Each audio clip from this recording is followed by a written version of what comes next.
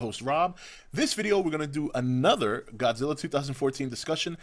This one, we're going to talk about the Forbes article that is countering the flop article.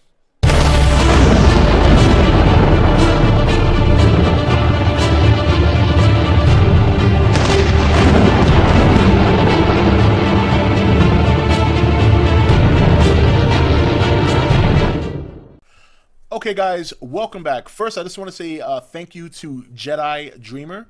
He actually linked me this article last night, and it's a very interesting read. I'm going to put the link to the article in the description so you guys can read it yourself. And what makes this article interesting is that they're using the '98 Godzilla film as an example of why Godzilla 2014 will not flop. And it makes some really interesting points, and it really gives a very encouraging feeling of what we can expect for this movie, not only in terms of what's on screen, but financially and how it's going to perform here in the States, domestically, and out around the world. Now, the article, just to touch on it a little bit, it's a pretty long read, so I'm not going to go word for word on this. I'll let you guys read the article for yourselves. Like I said, it's very interesting. But basically, they're discussing how technically Godzilla in 1998 was not a flop. It went on to make, I think, $379 million in total.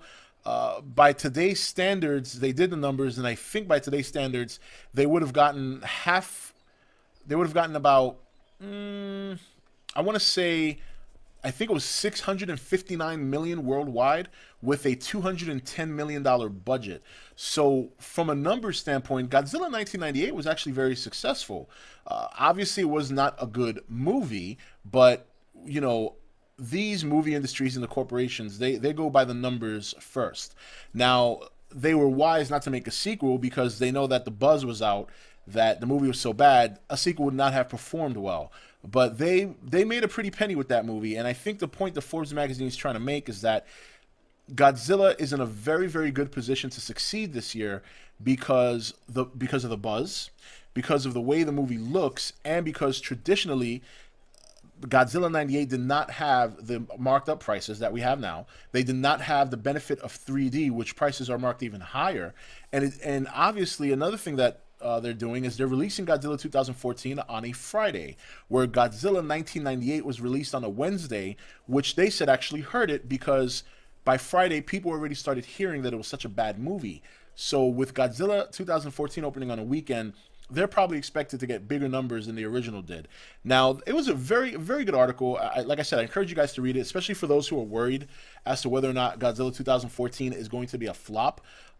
Personally, I don't feel it's going to be. Obviously, I was trying to be very objective in my last video because realistically, there's always that chance for any movie to be a flop.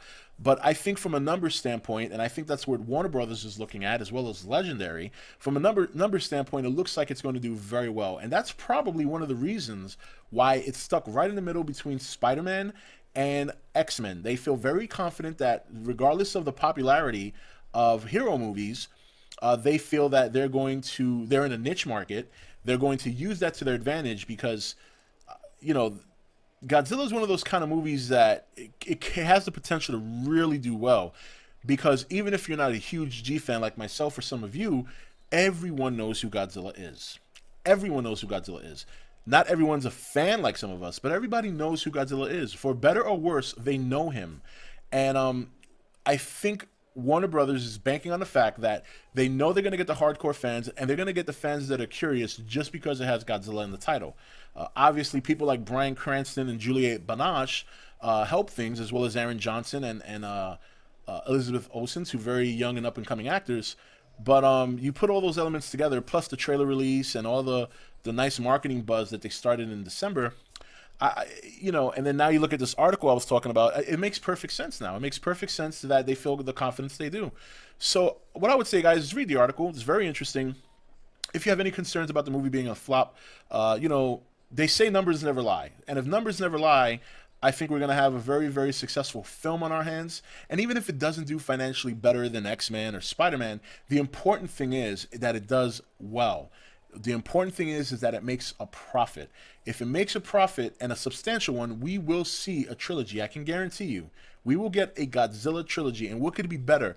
That means myself and you guys that love to watch me for my Godzilla content will probably be talking about Godzilla for the next 7 years. And quite frankly, that excites me because, We all love the big G. So anyway, guys, that's it. I just wanted to share this article with you. It's in the description below, so go check it out, and I will see you next video. Have a good one. Hey guys, welcome to Entertainment Talk Nation. I'm your host, Rob. This video, we're going to do another Godzilla 2014 discussion. This one, we're going to talk about the Forbes article that is countering the flop article.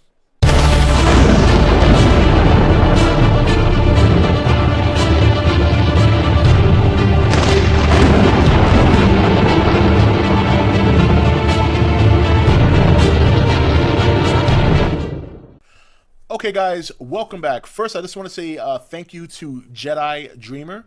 He actually linked me this article last night, and it's a very interesting read. I'm going to put the link to the article in the description so you guys can read it yourself. And what makes this article interesting is